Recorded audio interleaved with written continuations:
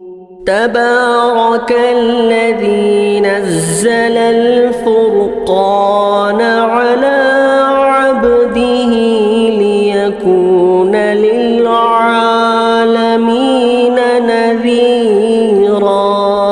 اسی طرح دوسرا سوال ہمارے ایک مفتی صاحب بھی خود ہیں سوال کر رہے ہیں۔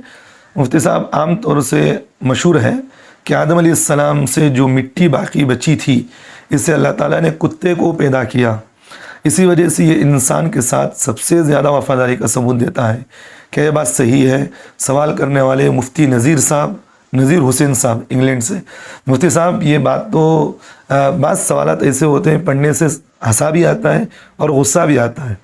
ہنسا اس لیے آتا ہے کہ بھئی یہ باتیں کہاں سے مل جاتی ہیں، غصہ اس لیے آتا ہے کہ بغیر تحقیق کے لوگ آگے کیسے بڑھا دیتے ہیں۔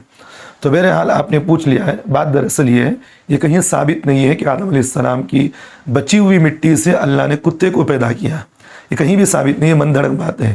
البتہ عمدۃ القاری کے اندر یہ بات لکھی ہوئی ہے، اللہ تعالیٰ نے آدم علیہ السلام کو پیدا کرنے کے بعد جو مٹی بچی ہوئی تھی اس سے اللہ تعالیٰ نے کھجور کے درخت کو پیدا کیا، یہ تو بات ثابت ہے۔